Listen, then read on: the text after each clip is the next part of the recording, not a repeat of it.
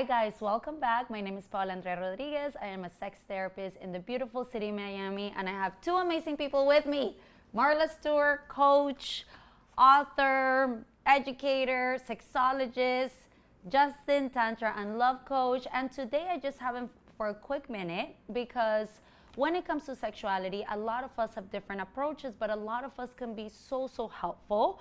So I wanted to ask them about two cases that come to my office often and see, kind of pick their brain a little bit for you to get acquainted of what would it be like to go to a sexologist and what would it be like to go to a Tantra love coach. So you guys, welcome again.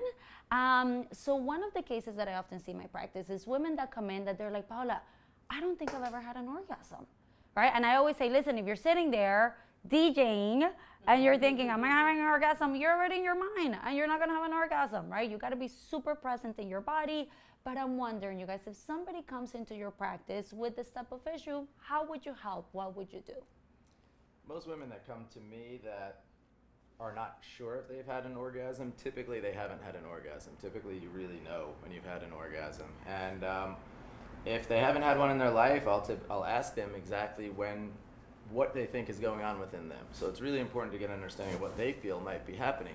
It could be something that, typically it's something that happened from disconnection from the body. So potentially past trauma, it could also be something like conditioning or indoctrination. It could be something that was very deep and heavy, or something that maybe isn't even seeming that deep and heavy, but if someone told you like, that's your no-no spot, or don't touch there, or these kind of things, that can get in your head as a child, and just that story runs through over and over again, and it creates a disconnection from the yoni, which in Tantra is the vagina, and the mind or the heart.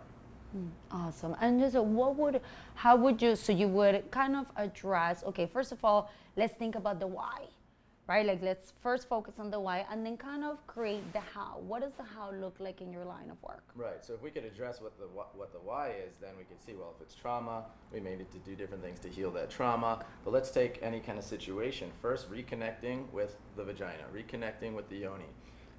What do you call it? You know, do you just call your yoni whatever your family called it growing up, or vagina, because that's what the medical book said? Creating a conscious relationship with your yoni starts with your relationship with it as far as what you're calling it, right? So consciously choose the name that you want to call your yoni.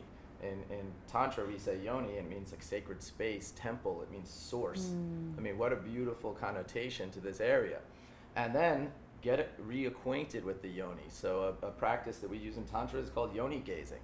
Take a mirror and look at your yoni and truly just honor her and see her for who she is to you over the years, and be in that moment. And that can be a deeply emotional experience that can reconnect.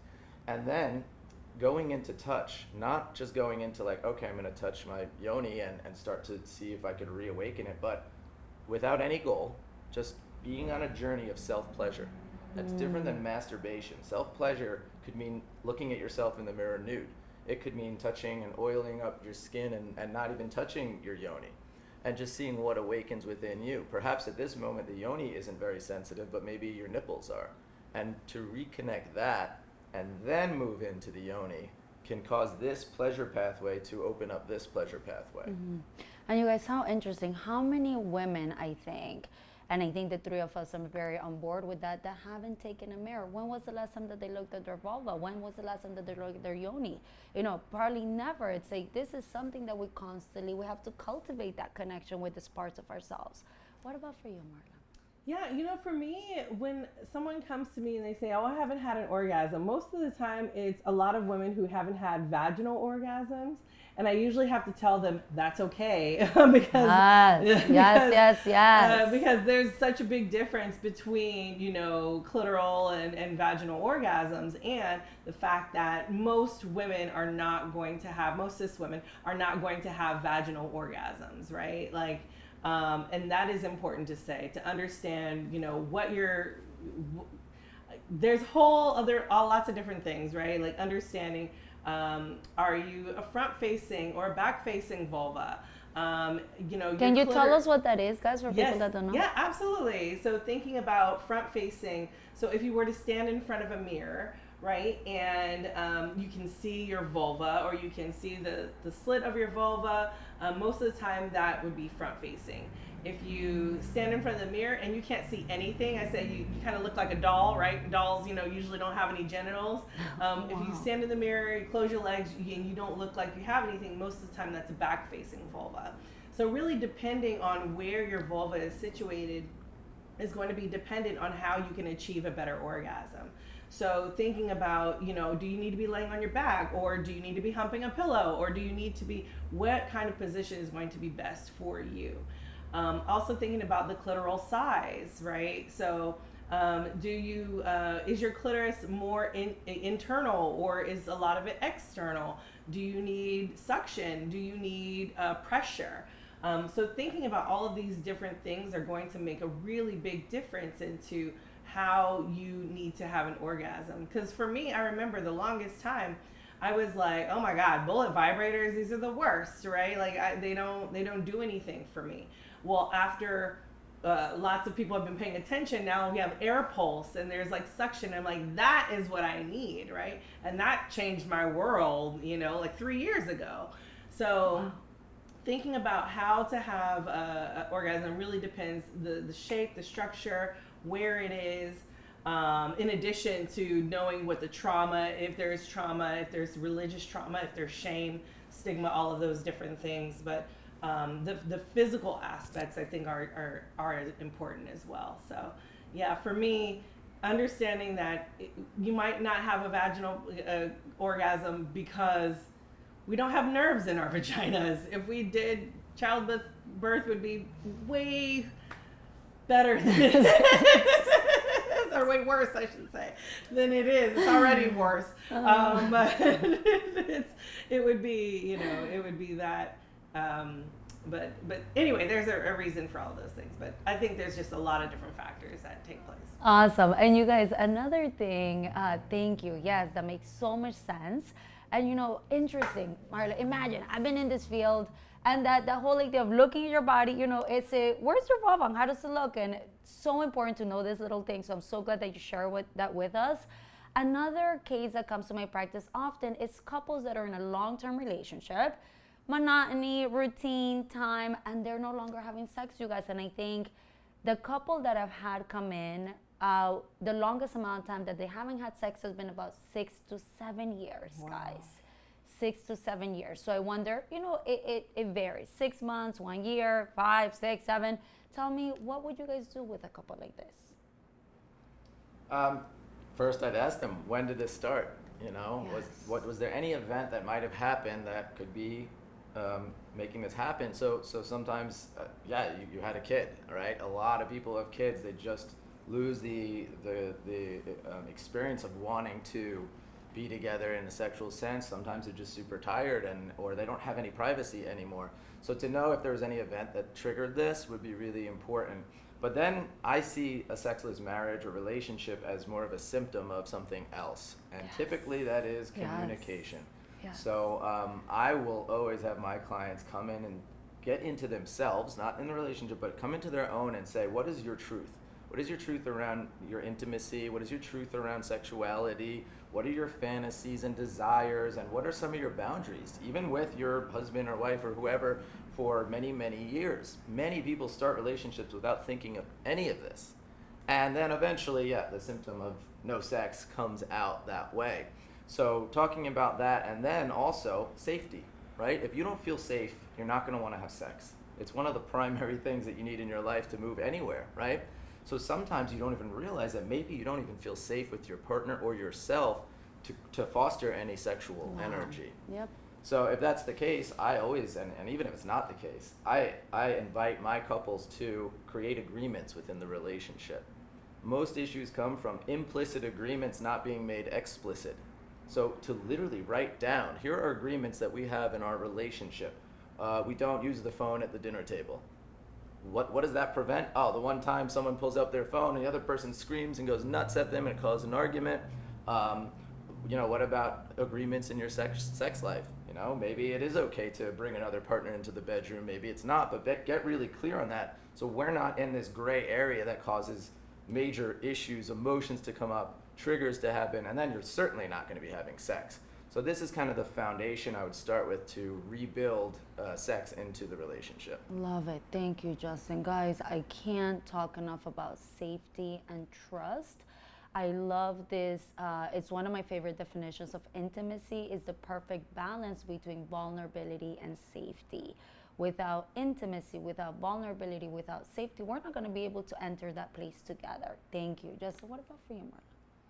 Yeah, for my couple, I mean, very similar, like all of those things. And I think I have to be real with my couple. So it's just like, what's not working out for you, or what are you not telling your lover? Yes. You know what I mean? Sometimes we keep things so inside, we're not communicating well. So that means we're not conveying what we actually need. So I think communication is huge. And how we're socialized to communicate too is also a huge factor. But for my couples, I think also learning different parts of them. So for me, as when I describe in the book, the seduction learning styles I think are super, super important. And that's how to actually connect to a lover. Like, do they get seduced visually? Is it auditory? Is it tactile? If you don't know those things, then it's going to be hard to connect to a person. And then because you want to do it your own way, and your own way is probably not always the best way. Mm-hmm. So understanding who they are, how they like to be communicated with, what they really need in the relationship, I think is going to be helpful, because once you get what you need, you start to open up a little bit more. You start to be a little bit more vulnerable. But first it starts off with understanding who you are as a person and all the aspects of you to make that connection. And you guys, there's such a big psychological component, because something you said, Marla, I want to expand on, culturally as a Latina woman, we get this embedded messages that it's almost like our job to keep the relationship together, right? Like, honey, you got to get him to eat better. Lady, I don't have a magic wand to make my partner change, and then one of the common things in my practice, well, I don't want to tell him that I don't like it this way because I'm going to hurt his feelings. That is about trust, and that is about vulnerability, right? Because then what happens, you guys, is that if you're not having good sex, Peggy Kleinsplat says, in order for you to want to have sex, it has to be sex worth wanting.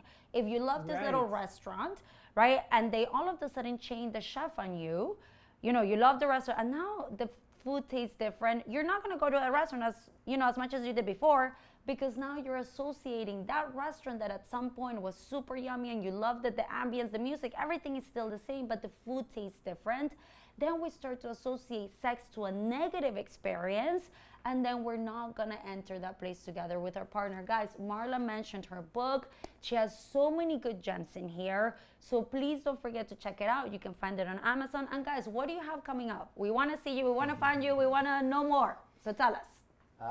I've been really focused on my Tantra massage sessions for individuals and couples. So I'm here in Miami. I'm also building a home in Costa Rica where I'll be doing retreats. So if you'd like to have a tantric retreat in the most beautiful jungle in the world overlooking the ocean, I'm starting a waiting list for that. At the end of January here in Miami, there is a festival called Soli Luna Festival, and it is going to be around Tantra and shamanism and a lot of beautiful spiritual paths and teachings.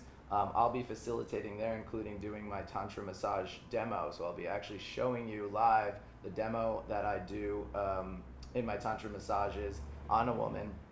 And it's a really powerful experience, not just for seeing it like, oh, I could take some of these techniques to do a massage on someone else, but every little thing that I do in a Tantra massage is something you can do in your life, whether it's better communication or energy or asking permission. So those are the big things that I have coming up, and I welcome you all.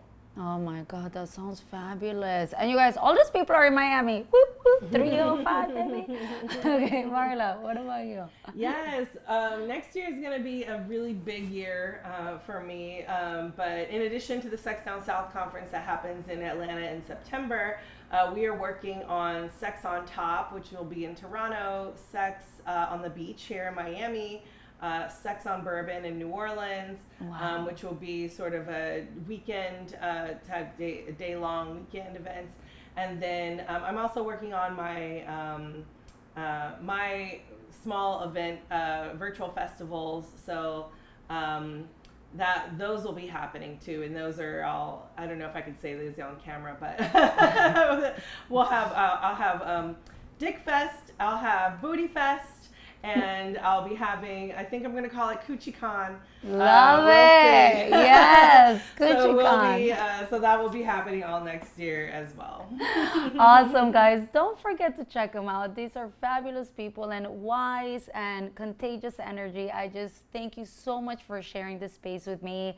And you guys, I'll see you sooner than later. Thank you for spending some time with us, and we'll see you soon.